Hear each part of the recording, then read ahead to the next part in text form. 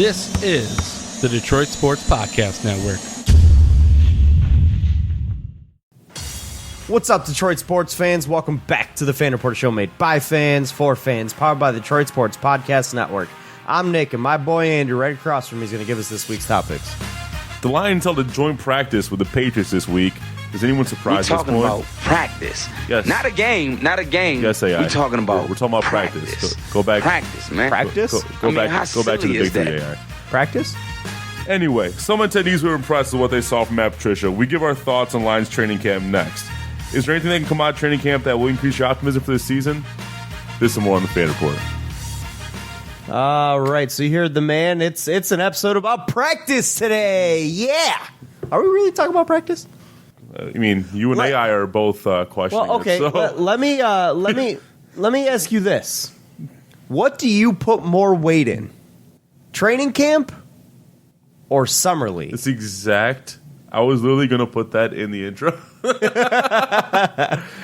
See, I don't know that I don't think I can put them in the same ballpark. Because one, you're playing against your own team. One, you're playing against younger players of other teams. You don't even get you don't get the whole roster on anybody. Yeah. Like summer league, I would compare more to mini camp in the off season, mainly because of the fact that it's like one of these is very obviously more important than the other. Yeah. I feel like training camp is very obviously more important. It's definitely more important, but yes. I think the better question is, can you glean more from summer league or from training camp? I think that's an absolute joke of a question. In terms of for rookies. I think that's a joke of a question.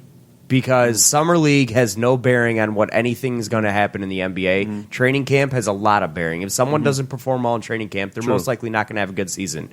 Look at Stanley Johnson, for example. Dude put up like 1 billion points and was a great summer league ball player. And what did he do for the Pistons? He was up for. Wasn't he up for a summer league MVP? Or Pretty sure he was. And he didn't do anything in the NBA. Dude was straight up garbage, like absolute trash. Defense. No, he didn't, Andrew. The metrics weren't there. He made a lot of mistakes defensively. But anyways, beside the point. For that reason alone, like I will never put any weight in summer league ball whatsoever. I think it's, in my opinion, if I were, the GM of basketball or whatever, if I was Adam Silver, I'd honestly maybe even petition to get rid of summer league. I think it's a waste of money and a waste of time. I think that only the biggest basketball purists are the ones that even pay attention or care, and even most of them don't. Let's be real. Nobody takes it serious. And if the one thing that I look at it when it comes to summer league is if even your most diehard serious fans don't take it seriously, then what the hell's the point?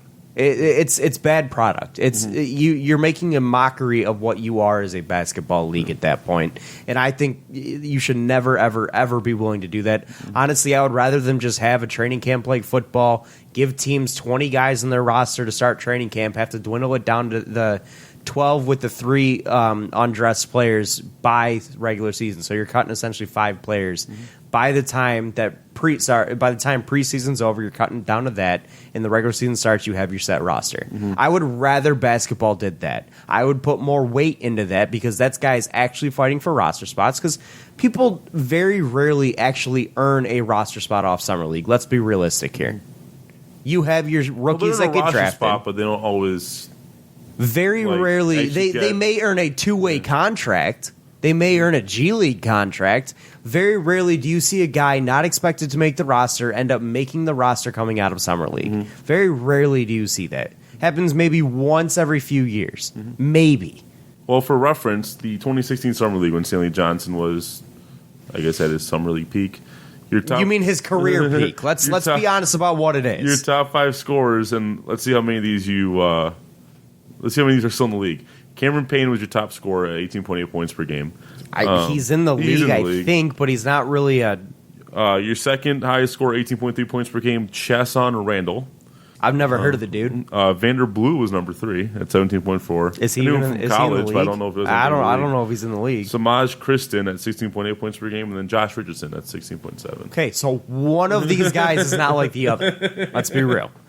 And that kind of gives you an idea of what summer league really is. Nick Johnson was your assist leader. It's a bunch of no names and the occasional rookie that as soon as there's any sign of adversity, they shut him down. I.e., Zion Williamson. I think summer league's a waste of time. I don't think it should be played. I think they should go full route training camp like football does, and let guys actually play their way onto the roster by having a good camp and going from there. That's how I would prefer basketball to do things. I don't need to see no names and young players play against other no names and young players. It's not entertaining basketball. And in fact, the summer league games that I did happen to catch while I was at a bar, it was absolute trash basketball. I would rather watch college ball than that. It was absolute poor garbage product. It was a mess. It was sloppy. Well, of course, I'd rather watch college ball. I mean, but the fact that these guys are professional athletes and amateur athletes are better than them to watch. I'm not talking like Duke basketball here. I'm talking like West Virginia versus Auburn. Like you have maybe 1 to 2 pro players out of the bunch at all. And that's a better product to watch than these summer league games. It really is. Also, one last thing. So Stanley Johnson did finish second in MVP voting. They did release the whole top 5. You know what was number 5? Who? Thad Robinson III. Yeah, and his career has been so successful. Arinze Onuaku. Okay, who's he? You're proving my point here, my friend. You're just proving my point. I'm not trying to debunk your point. I'm trying to feed your point. But wouldn't it make at least a little bit more sense in terms of, for basketball reasons, like overall, to just have a training camp like football and allow guys to fight for roster positions? Because, again, people don't earn roster spots off of Summer League. You have your roster pretty much set. You have maybe one reserve spot open that ends up going to a free agent you randomly sign at the end of the off season anyways. So very rarely do we see a guy legitimately earn a roster spot coming out of summer ball. Last time I remember with the Pistons was Eric Moreland. I think it was the last time I remember. That was like 2 years ago, I want to say. God, and he sucked. He had like his moments, but overall he was not very good. No, he was definitely not. He was a guy that they just threw in there to take up some minutes and get some fouls. That was about it. There's not many Eric Moreland highlights that I have. That's for damn sure. Anyway, so the Pistons. Wow, the Lions held a joint practice with. Surprise, surprise, the Patriots. Is this just Matt Patricia's calling up his old, like, at this point, like, how much the Lions are tied to the Patriots? Is this all Matt Patricia's being still in contact with all his buddies in the New England front office? Is that you think why they scheduled a joint practice with the Patriots? No, this goes along with the preseason schedule, and it's been like this for a few years now since they've been doing these joint practices. It goes along with the preseason schedule. The Patriots just happen to be the first team we play in preseason. So it's just a coincidence? Yes. It probably is a pure coincidence because aren't the preseason schedules set like years in the prior year also? Like in the offseason they're set. Months. So I mean, could it be a little bit of a coincidence? Yeah, coincidence. Sure. Like it. Yeah, there may be some kind of, hey, can you schedule us to play the Patriots so that we can have this situation here and go show them the right way kind of thing. Yeah, sure, we'll throw you a bone with that. Maybe that's a situation that happened, but, I mean, this may just be pure coincidence. I really don't know. But real quick, so speaking of the practice, so according to, again, this is a Redditor who was there, Flintropic, like the name. The Flintropic, I like that a lot. He said, at the joint practice today, Patricia rolled up on the sidelines right in front of the stands and laid into his assistants/players. I couldn't make out everything, but I think players are not getting their spots to run drills and generally just milling around. He used some choice language and got a good cheer from the stands when he was done. So this was it's not often you see a bunch of professional players get reamed out by their coach. I mean, hell, I was getting reamed out in especially fifth grade. Especially in practice where it's open to the public. Usually those are a lot more chill. Except you got to remember the news coming out of camp last offseason when Patricia was in his first year, and it was constant. Oh, these guys are getting unhappy. He's losing the locker room because he's mean to them. Yeah, and that was a total joke. My God, I was getting yelled at like that in fifth grade. But is this something you like to hear coming out of training camp, or is this you? Yeah, it tells me that the coach is engaged and he wants everybody engaged. He wants the presence of the media and fans does not dictate how his practice goes. I would prefer it be Everything's 110% all day, all the time, no matter what the situation is. And honestly, I've heard quite a few situations of Bill Belichick kind of doing the same thing to his team. He's known for reaming out his players in practice and getting after them. I mean, hell, he and Tom Brady got into like a really loud argument earlier this offseason in a training camp. Speaking of Brady, he got extended for 2 years. He did. He's still going. $23 million this year. Dude's going to be 50 by the time he retires, I swear. But no, I have no issues with Coach Patricia laying into these guys. If they're not doing what he expects of them, then they need to be set straight. This is this isn't kindergarten playland. This is the NFL. We're an NFL team, and we're also in front of another NFL team. Where kind of have to show a little bit of pride here, a little bit of, hey, we know what the hell we're doing. Yeah, we kind of got to show that we're not just a joke. Because let's be real, Lions organization has kind of been one of the jokes of the league for decades upon decades upon decades now. So we're trying to gain we're trying to garner some respect here from one of the upper echelon teams in the league. And I know Belichick respects Patricia a lot. I know he respects Bob Quinn a lot. But I also want the team to be respected, not just the head coach and the GM. I want the team to bring in some respect from some of their peers around the league as well. And it's a really, I think, a nice change of pace from what. Oh, Jim Caldwell was kindergarten play school. Yeah. His training camp sounded like a sandbox in comparison. But at the same time, like, the effect I would think this would have is you are ready to start the season.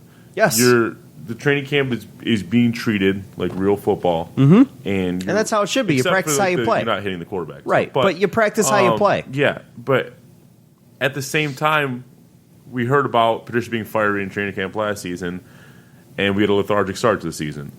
Meanwhile, with Caldwell's lethargic practices, we used to come out firing every season. Well, not always. We did have the year where we started like 1-5 or something like that. Also, we did have bad starts with Caldwell as well, but we also used to have some good ones. Yeah. However, I think last year was just kind of a culture shock to the players, and that's why you had some of those guys rebel against him because. Caldwell was an easy coach to play for. He's a good coach to play for. He's a nice guy. He's a player's coach. Patricia's he's a guy you're gonna have to work for. He's a guy you're gonna he's gonna yell at you and lay into you as much as he can because he expects more out of you than what you're giving. And that wasn't the case with Caldwell. So I'd imagine it was a little bit of a culture shock for a lot of these guys. But now that a lot of them are used to this, I don't think there's going to be a problem this year with that. I don't think you're going to hear a lot of word out of camp that, oh, Coach Matty Patty is running us too hard. He's being mean.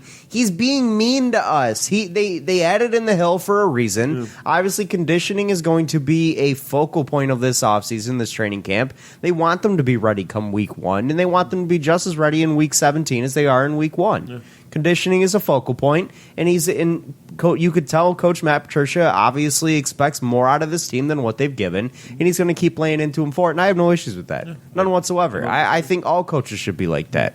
Bill Belichick's like that. All the best coaches that I can recall in history have always been the guys that lay into their teams and get after them because they expect excellence 100% of the time. No plays off is what's expected. And that's how things should be. Yeah. These guys are making a lot of money, man. A lot of money to play a kid's game. At least act professional about it. So, with that being said, just in general, looking at training camp, what are the kind of things that you look for as a Lions fan to say, hey, I like where this is going. This has me a little more excited for this season, what I'm hearing. Are there any specific things that you look for that you like to hear out of training camp that you think would up your optimism?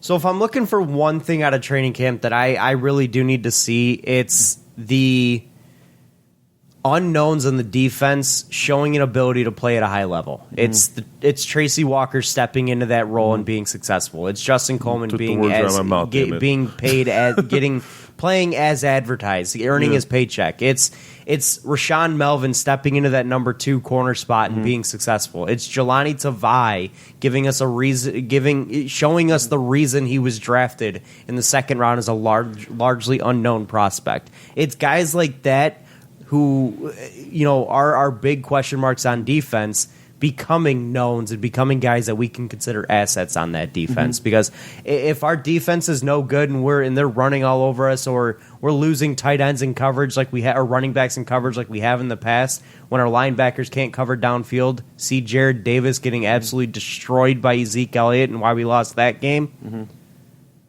I need to see those guys step into those roles and be successful for me. And if I see that in training camp and I see some and I see some good solid work, especially in week 3 of preseason, that'll make me believe in this team quite a bit more than I do now. And if those are the big question marks, is there are a lot of good positives about our defense. I think our run defense will be successful. I think we've got the best run stopping defensive lineman there is in football. I think our pass rush will be improved, not necessarily upper echelon, but improved. I think our number 1 corner is one of the best corners in the league. Don't have to worry about him. I think Quandre Diggs is a very, very serviceable to good safety. Don't really have to worry about him either. So I need to see the continued progression of guys like, first off, Tease Tabor needs to step up. Yep. I need to see Jared Davis continue to step up and fill in that leadership role on that defense. You still hope for Tease Tabor? Hope is dwindling. It's dwindling fast. I think this. I'll tell you right now. I think this is his last opportunity. Is this season? And you took the words right out of my mouth on that one. And it's not just nothing. It's not just the Lions. Like, nothing gets me more excited in general than when I hear coaches giving glowing praise for a rookie or a new player on a team.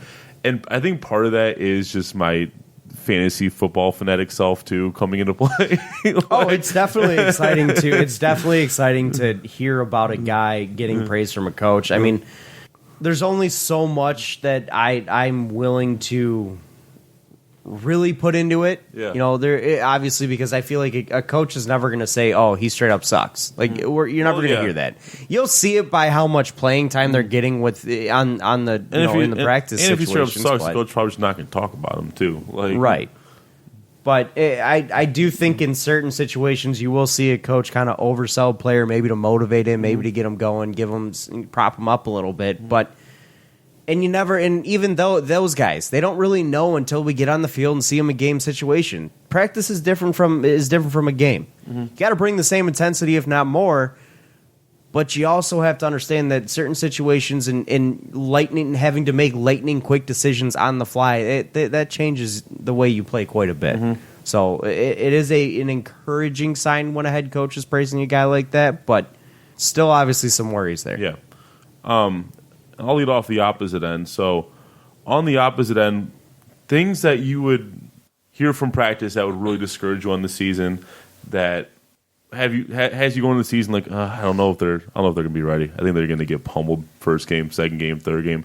And I think this is a pretty easy answer, at least in my book. It's when you hear about low effort levels in practice, and it's probably why you could tell that was kind of a situation last year. And this is probably what was happening here with Patricia. Why? And it's a good thing that, and it kind of eases your concerns when you see the coach laying into guys because of that, instead of kind of letting it ride. But I think effort level in practice is the most telling thing about a player. Any player, any position. I think it's a character thing. So I think it's the old adage of you practice how you play. Exactly. And if you don't practice hard, you're not going to play hard. And I get the injury concern. I get players don't want to get hurt before the season even starts. Like, I get that part. But you still have to find a way to give an effort out there in practice. So when you hear about players coasting in practice, I think that's the most discouraging sign for me. A coach who's literally worth anything is never going to put a player into a situation where he's likely going to get hurt. If he sees you hobbled in training camp, you already guess can't what hit you're the doing. quarterbacks, Right? But guess if he sees you coming up a little bit limp on a route, guess what? You're probably not going to be in for a little bit. You're going to be running on the hill to rehab and stretch yourself out, hitting the trainer. They're not going to put you in situations that fight through it. Yeah. No, this isn't week 16 of the regular season when we're fighting for playoffs. This is training camp. Yeah. So. And if you're worried, if you're overly cautious and just, quote unquote dogging it in training camp because you're worried about injury, then what the hell are you doing playing football? You're in the wrong sport. You go play Go play in a sandbox somewhere because that's where you should be. You shouldn't be playing on the football field, playing in a gridiron game like football. It's not for you. But so my thing that if there's one thing I would say that would worry me big time coming from training camp is a fight. No, fights always happen. Is seeing the offensive line be a mess in preseason games. Seeing, guys in new positions not succeed. Seeing Frank Ragnow maybe get lost or have quarterback exchange problems. Seeing Graham Glasgow get beat or missing assignments. Seeing some of the other, whoever they have step in at the other guard position, missing assignments or getting confused in the line. Guys with showing lack of focus and lack of ability in the O-line because our interior O-line is a massive question mark this year. A massive question mark this year.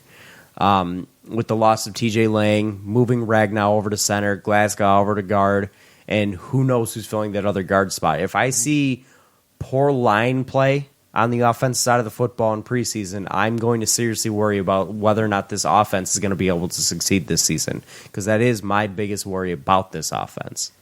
So I would think that would be an absolute death warrant for this team. If we see poor line play in preseason, it's only going to get worse because you're only going to start facing first teams all the time, not just the backups, not just guys going maybe 70% effort. If you're getting beat by guys going 70% effort, yikes, that's problems. So and this kind of leads into my next thing here, and this is another piece, a little tidbit from the Patriots Lions during practice. This is from Evan Lazar on Twitter. He said, Patriots wide receivers looked much better in 1v1 situations against the Lions DBs compared to going up against their teammates. So something like that is right along the lines of what would worry you. You're not wrong. That is a little bit concerning because, again, secondary is a big question mark for this team. It's like the Patriots are the best receiving corps in the league. They're very they're arguably their best wide receiver is a rookie in N'Keal Harry. I mean, sure, Edelman's still there, but Edelman picks apart any defense he plays against. But Edelman's not going to draw Darius Slay. That'd be a waste of Darius Slay's outside ability. He's a slot receiver. You got to put Justin Coleman on him. And then on the other side, N'Keal Harry may be drawing Darius Slay. If N'Keal Harry's abusing Darius Slay, yikes! We may have some problems.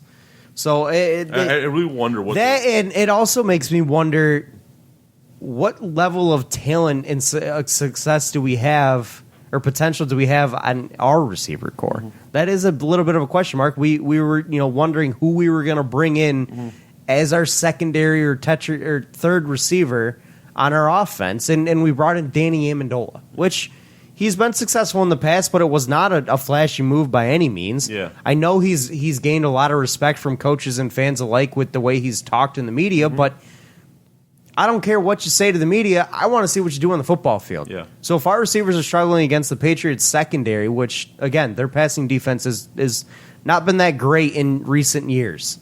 If they're struggling against them and the Patriots wide receivers are running all over the place on our secondary, that is concerning. Again, this is just training camp, but these guys are kind of playing for pride right now. Yeah, when they're lining up agreed. alongside each other or against each other, they're playing for a little bit of pride. So there is definitely some effort shown there. So yeah, there's been give and take. There's been some. There's been positives. I did see that the Lions went like 7 of 8 on plays, on like red zone plays or something like that. They were doing red zone situations. Lions were 7 of 8 against the Patriots with Tom Savage at QB, and then the Patriots were 5 of 8 with Brady against the Lions defense. Yeah, So I just wish I could see what the matchups were, like who was covering it, right, Who was covering and I'm sure if you really look into it, you probably could find that. But again, who knows? But either way, I mean.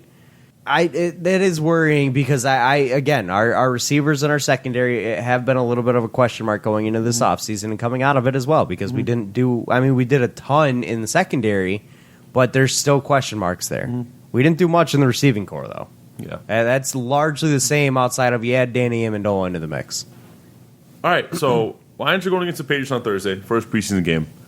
It's a Thursday game. I thought it was Saturday. Thursday, August 8th. Oh, really? I thought it was Saturday.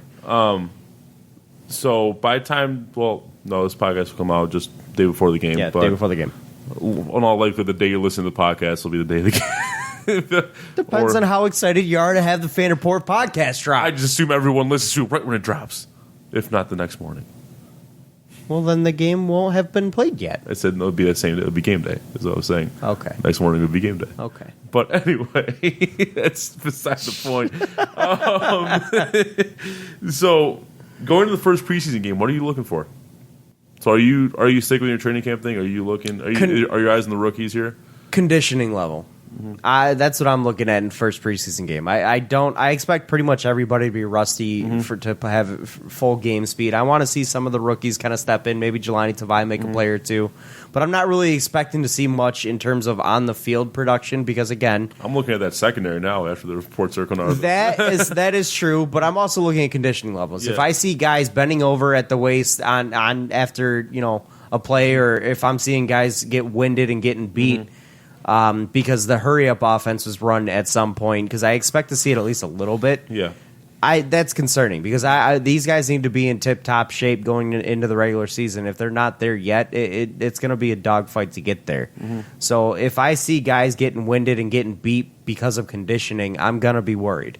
So that's one of the things I'm definitely looking out for in week one of the preseason, because there's not much else to look for. It's preseason. It's week one of preseason. Exactly. Starters maybe play a series. So yeah, you're not going to see much of Slay. You're not, but when I say secondary, I do really want to look at because I'm assuming he's going to get Tease quite a bit. Tabor is going to have to show Not just something. Tease, but I'm assuming Amani Oruwariye is going to get a decent amount of playing time. I would do hope want to so. see what he I've not brings. heard a lot of positive things about I him. haven't heard much of anything about him, which goes back to the not doing well. Coach, Right, I've not heard. I heard one thing, or I heard something from a beat reporter say that he struggled in one of the training camp practices earlier, about last week. I heard he struggled in a practice last week. That was it. That's literally the only thing I've heard about him. Yeah. Like if you type in Amani Oruwariye on Google, or even Amani Oruwariye Lions, you're not seeing any articles. No, about training there's camp really articles. not been much talked about when it comes to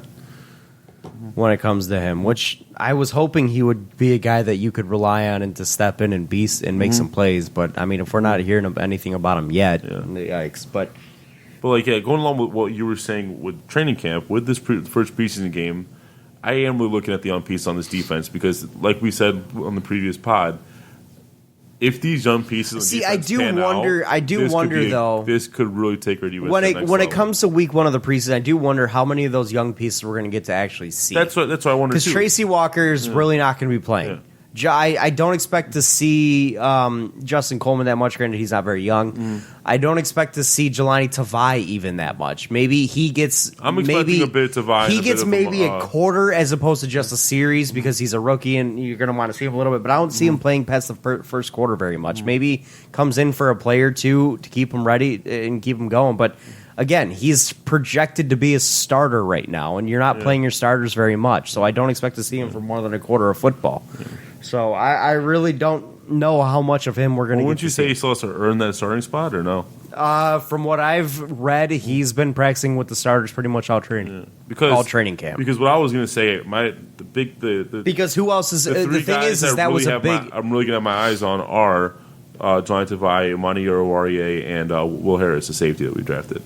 Those are three that were talked about as potential. I expect to see a lot more of Harrison Oruwariye over Tavai because again, from what I've been reading and what I've been hearing is Tavai is practicing with the starters and the starters only this offseason. So if he's projected to be the day one starter, I don't expect to see him much in week one of the preseason. I will say the rookie I don't expect to see much of is TJ Hawkinson.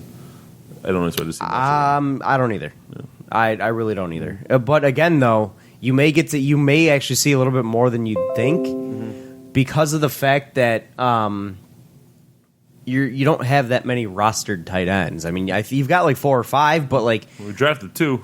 Yeah, right. You've got 3 or 4, I think, maybe 5. I don't know, but a lot of those guys are not pass catching tight ends whatsoever. A couple of them at least. You got Jesse James, so I don't expect to get but much I don't on expect either. to see much of him at all. So Hawkinson and the other tight end you drafted might really be the only guys you get to I don't see. remember his name. I don't remember. He's one of the better pass blocking tight ends in the draft. Yeah. I'm struggling to remember his name right now. So you may get to see a little bit more of Hawkinson than you would come to expect. You just may not see him much running a ton of routes all over the field. You may just see him kind of in a set route tree and a little bit of this, a little bit of that. Take a break, come back, block on this play. I expect to see them mix him in a little bit more. than they would with a normal starter because he is a rookie. They want to see him in game action. So I expect to see him mixed in a little bit more than you would see a starter. But I do think we see him. But again, I do think he gets more of starter treatment there.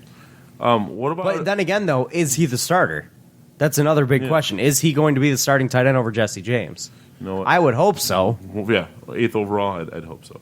Isaac Nada, by the way, is the tight end from Georgia. But a guy whose name has kind of been increasing in popularity among Lions fans ever since we let go of Theoretic is Ty Johnson.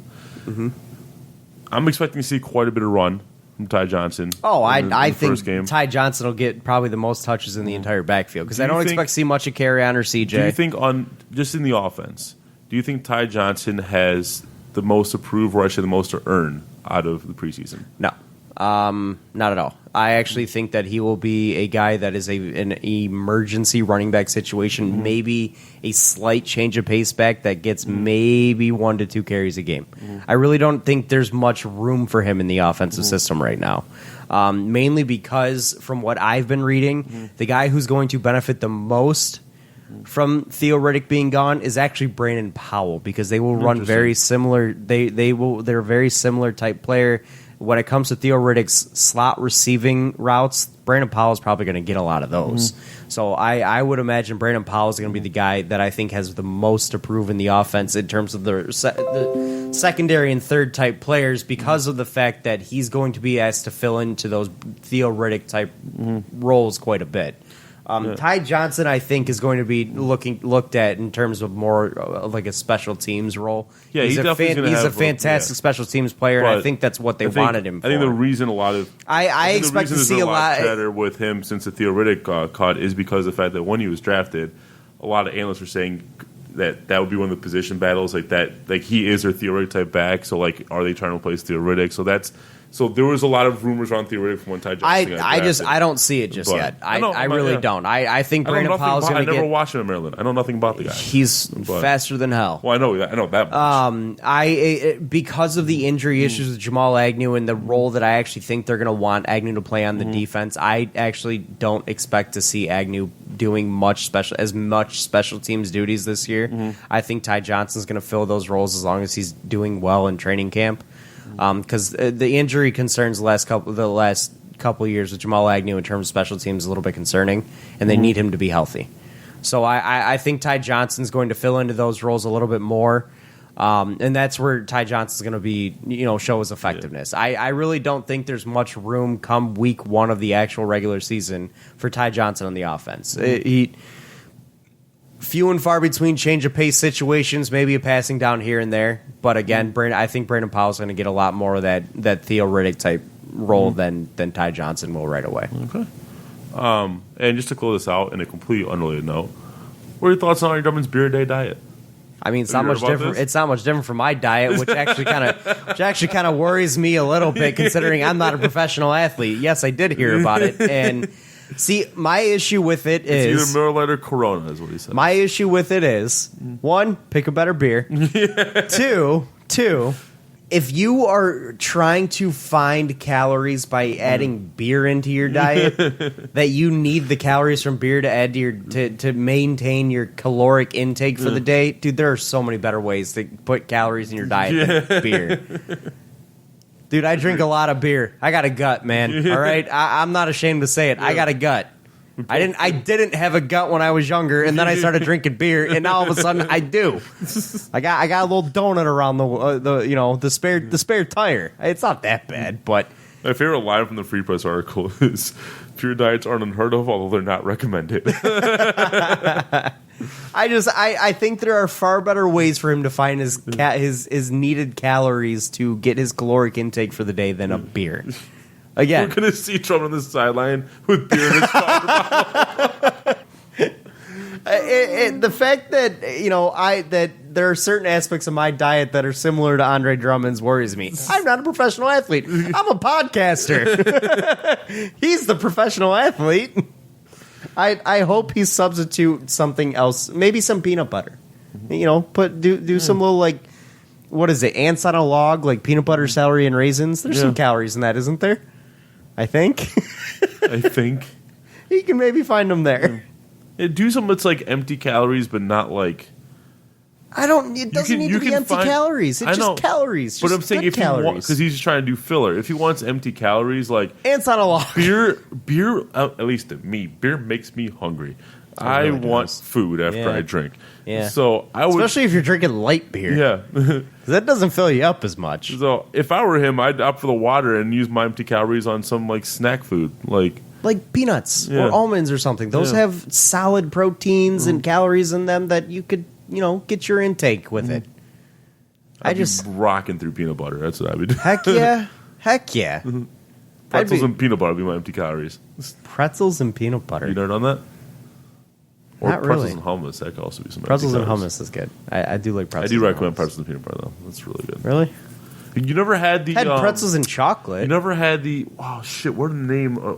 When the pretzels are like those little like the filled pretzels, not combos. I'm talking about like actual like you can get it like Oh yeah, the ones they sell at Costco. sure. In the big jugs. I mean they sell them in a lot of different ways, but yeah. Yeah, those are pretty good actually. Those So are some good. of those have peanut butter in them. Some of them have like caramel. Yeah, chocolate in those them. are Like, good. yeah. I like those. Now I kind of want some. Yeah. So, sometimes at work, so I keep a jar of like all natural reduced fat peanut butter at work because I'll randomly like just bring bread and make a peanut Yeah. butter sandwich for lunch. Or you just have a craving, grab a spoon, and get a spoon. Yeah, so I'm saying peanut butter. sometimes I'll just be like I want a snack and I didn't eat like I just had like a salad for the day. I'm just hungry, so I'll go. You just eat salad.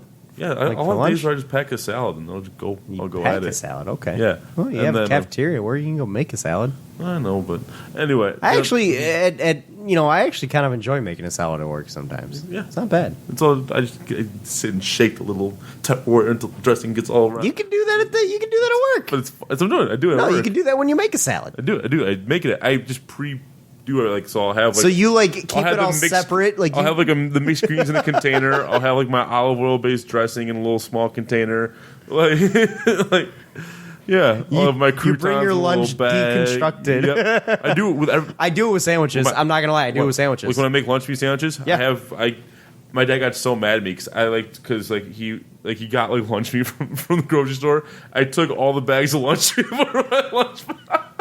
I took bread and like mustard and mayo. I just took it all out of the fridge and put it in my lunchbox. He comes home for lunch, wants to make a lunch meat sandwich, there's nothing in the fridge. He calls me, he goes, "Where'd all the lunch meat go?" I'm like, "It's here." See, I will say, I won't lie. I do bring a deconstructed sandwich to work with me. If I bring a sandwich to work, I bring it deconstructed. Yeah.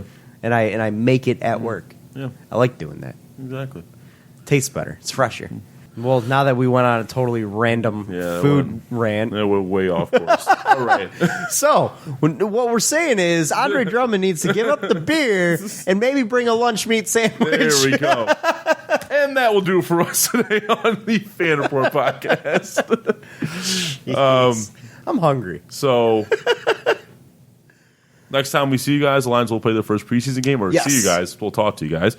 The Lions will play their first preseason game. We'll talk to you guys about that and some other stuff that may have happened during the week. We'll see. Let's hope something happens because Yeah. it's been a really really slow week for sports. Let me tell you. I mean, we talk about practice. we talking about practice. We literally talk not about a game, practice. not for a game, The entire show. not a game, but practice, man. All right. Anyways, guys, thank you again for listening. Don't forget to follow us on Twitter at RealFanReport. And let us know if there's any topics you want us to touch on the podcast. If you have any questions, kind of like a mailbag situation, you can, send those into us and we'll talk about them on the podcast. Hit up our live show, Speaking of www. mailbag situations, real quick, because I had this idea while I was on Twitter, not on Twitter, on Why are Reddit you today. caressing the mouse? No, there was Just a out of smudge on the curiosity. mouse. I was getting it off. I had an idea when I was on Reddit today.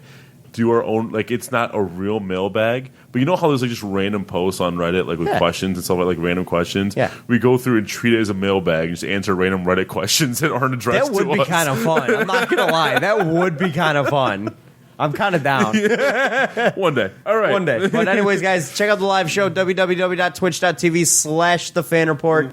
Follow us on Twitter, and thank you to you guys for listening, and thank you Detroit Sports Podcast for making this possible. And Andrew, thank you for joining me. This has been the Fan Thank you, Reporters sir. by fans. For fans. Thank you guys again. Catch you next week. Peace out. We talking about practice. Not a game. We talking about practice.